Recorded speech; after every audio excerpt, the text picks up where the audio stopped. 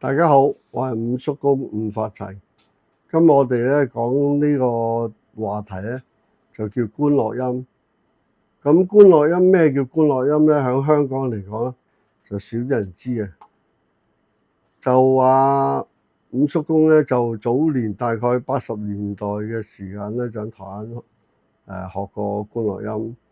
咁台灣有多嘅，有呂山派啦，有關三姑啊、觀三姑啊，咁有好多派別嘅，咁有好多宮廟都有做啊。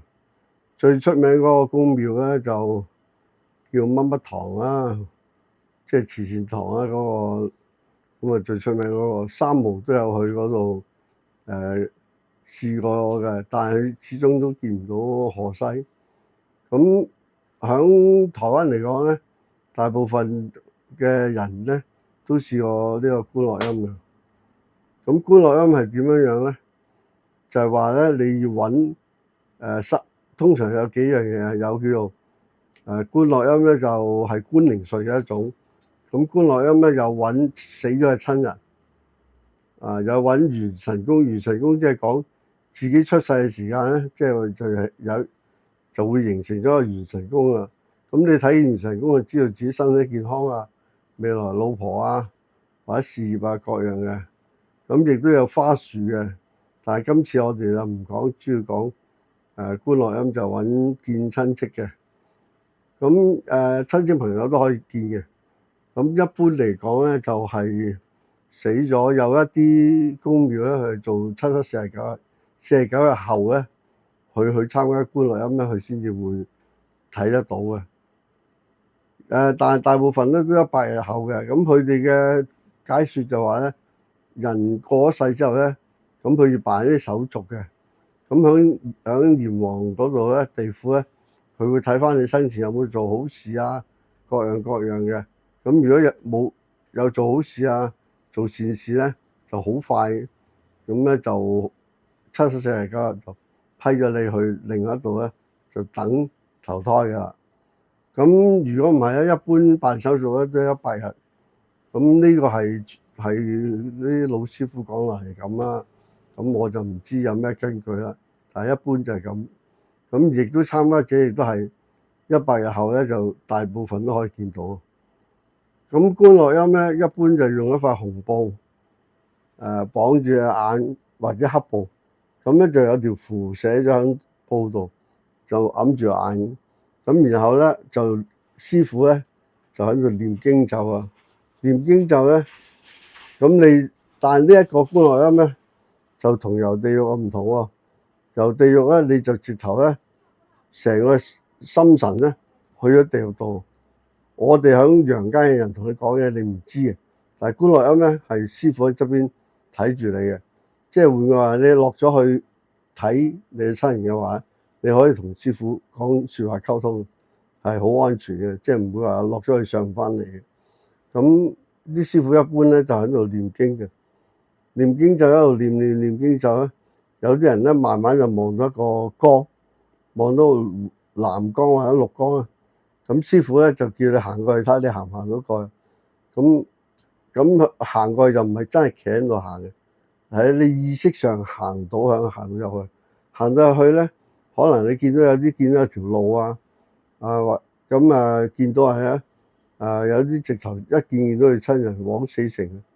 咁一般咧就係你心目中拜開嘅神，即係你拜開嘅神或者觀音啊，多數人拜觀音啦。咁有啲拜第啲，有時咧佢就帶你落去揾你親人嗰個咧係觀音啊，有地藏王菩薩啊，有關帝聖君啊，唔同嘅神會帶你去嘅。咁帶到去你見你嘅親人哋。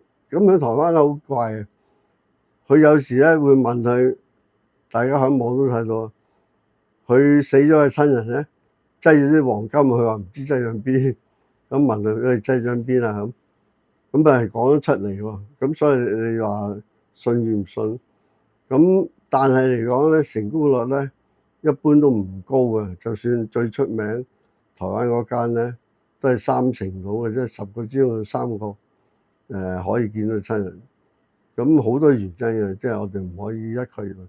但係有啲人咧去咗幾次係見到，即係可能呢次唔得，下次唔得，即係好多原因，或者下低嗰度你想見佢未得閒見你，所以就唔可以怪嗰個堂係嗰個師傅，只不過時機唔啱嘅啫。咁你去多幾次就得㗎啦。咁所以咧喺台灣嚟講，佢一般佢都係收報名費，唔會話收咩錢嘅。到你見到佢先收錢嘅，所以變咗都好多人，差唔多每日有啲旺嘅咧都有100-200人起碼去參加觀落陰嘅。咁佢有啲人死咗之後咧，佢想睇下佢有咩需要啊，或者佢突然間死有咩交代落啊，或者好掛住佢啊，去見佢嘅。即係好似三毛咁，佢好掛住荷西，咁佢所以落去見，但始終見唔到，好多原因嘅。咁觀落陰咧，就除咗見親人之外咧，即係朋友都可以見嘅，但係咧朋友就唔一定見得到嘅。即係譬如你女朋友過世啊、交通意外啊，咁你都可以去揾佢嘅。咁一般嚟講咧，就係寫低佢個名、幾時死、住喺邊。咁我哋有份簿嘅，發一份簿。咁然後咧，師傅咧稟咗神先，咁然後咧咁幫佢作法㗎。咁用塊紅布或者黑布一條符揞住眼。咁一般都唔着鞋嘅，隻腳咧就踩住地下，就唔着鞋㗎。唔着鞋咧就有一啲咧就係隻腳咧仲要踩住啲金銀嘅，有啲就唔使踩金銀嘅。咁每間堂嘅做法都唔同。咁香港嚟講咧，我都未見到，喺台灣我見到好多，睇過好多啦。但喺香港我就未見過有觀落陰做觀落陰嘅。咁所以咧就好難有機會喺香港見得到。咁但係嚟講咧，其實香港有好多師傅都識嘅，即係我哋錄音咧都有一套觀落陰嘅法嘅，但係啲師傅都好少去用嘅。咁唔知咩原因啦。咁五叔公咧都會用觀落陰去，有時幫一啲善信去揾啲親人嘅。咁今日就講咗咁多先，下次我再會詳細啲講觀落陰嘅裡面內容啊，或者有啲實際例子俾大家知。